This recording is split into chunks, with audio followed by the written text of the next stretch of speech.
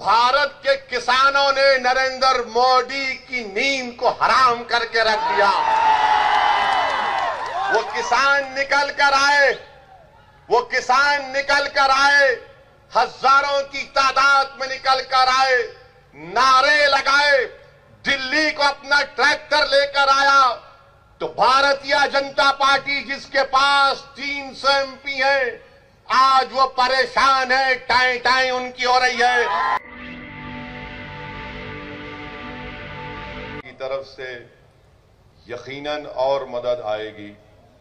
रास्ते में कांटे होंगे तो यकीनन उन कांटों से और खाक और खून के दरियाओं से गुजरने से ही हम अपने ईमान को मजबूत भी करेंगे और अपने भरोसे को भी, और साथ ही साथ हमारे दिलो दिमाग में एक नया एतमाद पैदा होगा।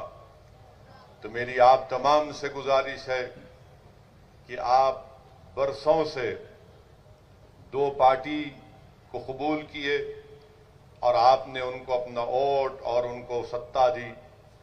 आज मजलिस और बीटीपी गुजरात की जनता के सामने एक विकल्प के तौर पर, एक अल्टरनेट पॉलिटिकल प्लेटफॉर्म के तौर पर आपके दरमियान में आ रही है। इसीलिए मैं आपसे अपील कर रहा हूं, गुजरात की आवाम से अपील कर रहा हूं, मैं खास तौर से आदिवासी भाइयों और बहनों से, हमारे मुसलमान भाइयों और बहनों से, हमारे दलित भाई और बहनों से, और खास तौर से हमारे ओबीसी भाई और बहनों से अपील कर रहा हूं कि आप इस विकल्प की सरपरस्ती करिए, इसकी आप तायीद करिए। ये एक जो पौधा हम गुजरात में लगा रहे हैं, ये सिर्फ इलेक्शन की हद तक नहीं है। सिर्फ इलेक्शन में कामयाबियां हासिल करने का हमारा मकसद सिर्फ नहीं है, बल्कि मकसद ये है कि यहाँ की गरीब आवाम को इंसाफ मिल सके, यहाँ के आदिवासियों को उनकी ज़मीनें उनसे ना छीनी जाए, किसी दलित और मुसलमान को किसी हुकूमत उन पर नाजायज जुल्म ना कर सके। और पूरी लड़ाई का मकसद ये है कि जो बाबा साहिब अम्बेडकर का बना हुआ संविधान है, जिस संविधान ने हम तमाम को हुकूक दिए, राइट्स दिए, उन राइट्स को हासिल किया जाए। और मैं आपसे ये बताने आया हूं कि याद रखिए, हमारे मुल्क भारत की जमहूरियत की तल्ख हकीकत ये है कि अगर आप ये चाहते हैं कि आपसे इंसाफ मिले, अगर कोई आदिवासी चाहता है कि शेड्यूल 5 का इम्प्लीमेंटेशन हो, अगर कोई मुसलमान ये चाहता है कि मुझे गैर जरूरी किसी झूठे इल्जाम में जेल में डालकर मेरी जवानी को सड़ा दिया जाए, अगर कोई दलित भाई हमारा ये चाहता है कि मुझे नक्सलाइट कहकर जेल में ना डाल दिया जाए, बल्कि बाबा साहेब अम्बेडकर के संविधान के तहत मुझे अपना हक मिले, तो याद रखो, सिर्फ नारे लगाने से, सिर्फ आंसू बहाने से, सिर्फ घुटन की जिंदगी गुजारने से, या घर के दरवाजे और तनबियों को बंद करने से कोई आसमान से उतर कर या जमीन से निकलकर तुमको तुम्हारा हक नहीं देगा। भारत का संविधान आपसे ये कहता है कि अगर तुम हिम्मत वाले हो, अगर तुम्हारे सीनों में एक धड़कता हुआ दिल है, अगर तुम सिवाय अल्लाह के किसी से नहीं डरते, तो जमहूरियत में सालों सिर्फ वोट डालने वाले मत बनो, वोट हासिल करना भी अपना मकसद बनाओ।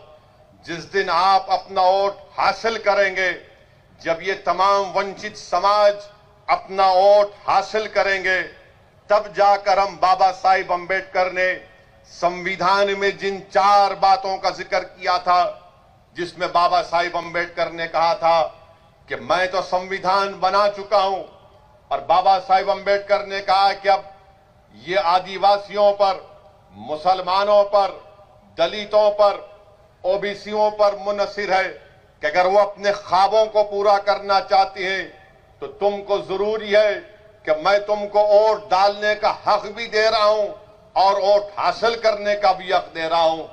भारत का संविधान, जो हमारे संविधान बनाने वालों ने हमसे क्या कहा कि अगर तुम लिबर्टी हासिल करना चाहते हो, आजादी हासिल करना चाहते हो, अगर तुम इक्वालिटी हासिल करना चाहते हो, मसावात हासिल करना चाहते हो, अगर तुम जस्टिस हासिल करना चाहते हो, इंसाफ, अगर तुम फ्रेटर्निटी हासिल करना चाहते हो, भाईचारगी, तो याद रखो तुमको अपने मुकद्दर के फैसले खुद करना पड़ेगा। और तुम अपने मुकद्दर के फैसले उस वक्त करोगे जब तुम एक सियासी ताकत बनोगे।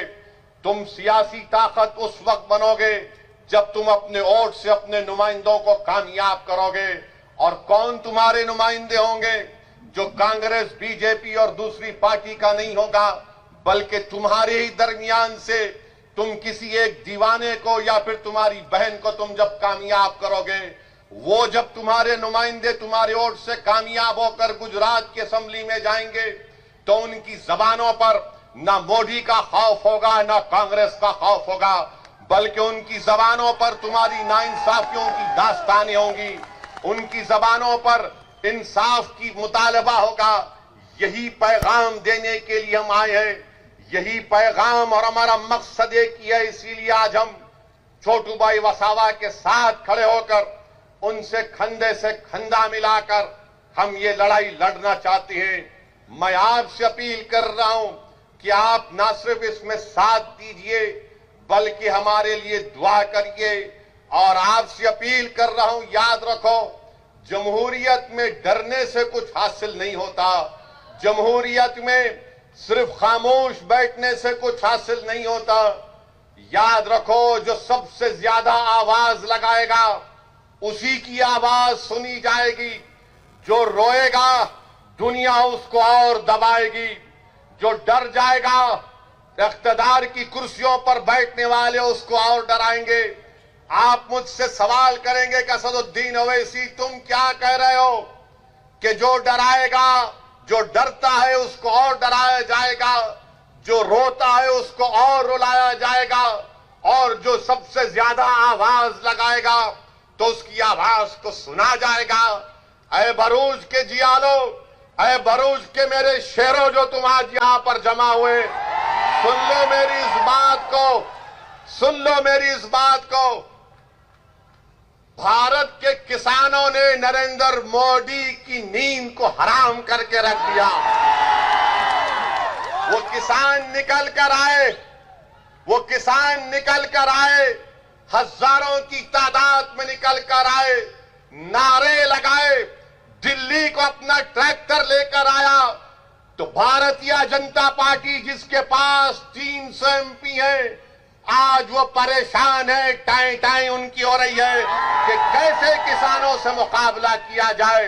वही इत्तेहाद के मजाहरे, वही जमहूरियत के मजाहरे आपको अब गुजरात में करना पड़ेगा, क्योंकि नरेंद्र मोदी, बीजेपी जानती है कि संसद में, विधानसभा में इनके पास इतनी ताकत है कि जो लोग चुन कर जाते हैं वो गूंगे बन जाते हैं, जिनको वोट डालकर भिजाया जाता है वो अंधे हो जाते हैं, बहरे हो जाते हैं। इसीलिए जमहूरियत आपसे मुतालबा कर रही है।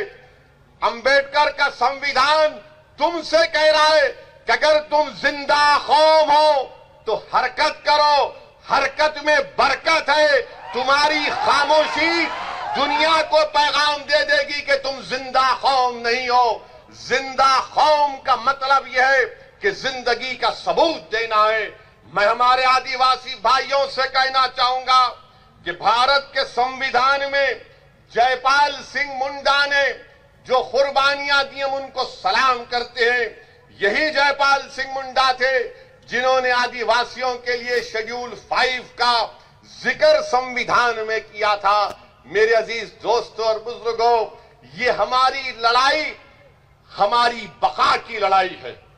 ये हमारी लड़ाई हमारे संविधान को बचाने की लड़ाई है। हमारी लड़ाई इस मुल्क में अमन को मजबूत करने की लड़ाई है। मैं आज के जलसे से उस अजीम आदिवासी कॉन्स्टिट्यूएंट असेंबली के रुकन जयपाल सिंह मुंडा को भी सलाम करता हूं कि इन बुजुर्गों ने हमको, हमारी आने वाली नस्लों के लिए ये सोचकर शेड्यूल 5 का इनकॉर्पोरेशन भारत के संविधान में किया था